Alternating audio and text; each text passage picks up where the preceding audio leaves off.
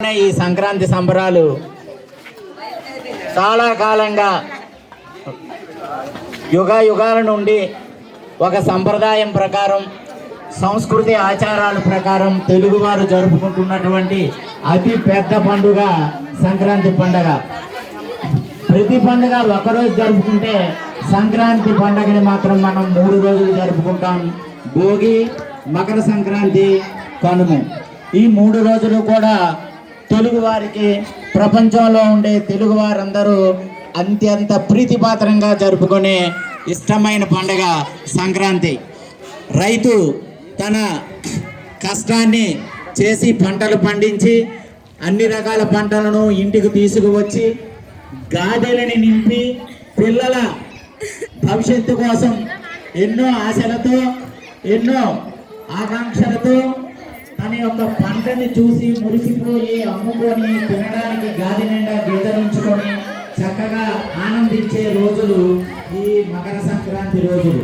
ఈ రోజుల్లో ముందుగా మనం అందరం కలిసి భోగి పండుగను జరుపుకుంటాం.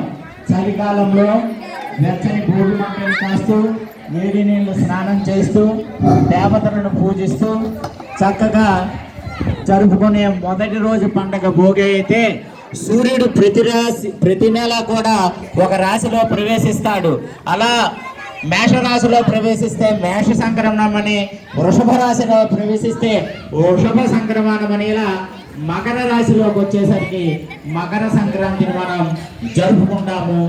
అన్ని సంక్రాంతులలో కల్లా విశిష్టమైనది మకర సంక్రాంతి. ఆ మకర సంక్రాంతి పండుగ రోజు మనం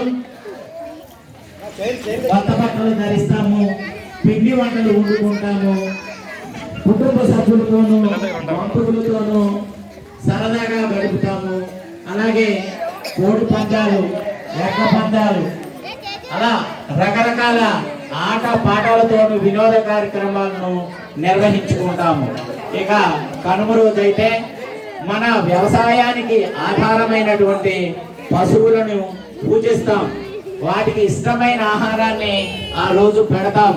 ఇలా గొబ్బెమ్మలతోనూ పిండి వంటలతోనూ సంస్కృతి సంప్రదాయాల హరిదాసులు, అలాగే కొమ్మదాసులు, అలాగే గూడు బసవన్నలు, ఇలాంటి సన్నివేశాలతో చక్కని రంగురంగుల పూలవనంలో ఉన్నట్లుగా పిల్లలందరూ తయారయ్యి, పెద్దలు కూడా తయారయ్యి, చిన్న పెద్ద లేకుండా ఇంటిల్లిపాది చక్కగా నిర్వహించుకునే పండుగ మన మకర సంక్రాంతి. ఈ 3 రోజుల పండుగ. ఆ పండుగని ఈ రోజు మనం మన పాఠశాలలో ముందే తీసుకువచ్చాము. అందువల్ల మన పిల్లలు, మీరు కూడా కలర్ఫుల్ గా తయారై వచ్చారు. అలాగే కల్మషం లేని ఎలిమెంటరీ పాఠశాల పిల్లలు కూడా ఇక్కడ ఉన్నారు.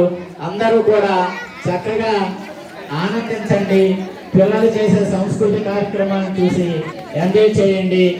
అందరము సరదాగా గడిపి పూట ముందుగా సంక్రాంతిని ముందే వచ్చిందన్నట్లుగా భావించి మనందరము కూడా ఎంజాయ్ చేసి వెళ్ళిపోదాం. ఇప్పుడు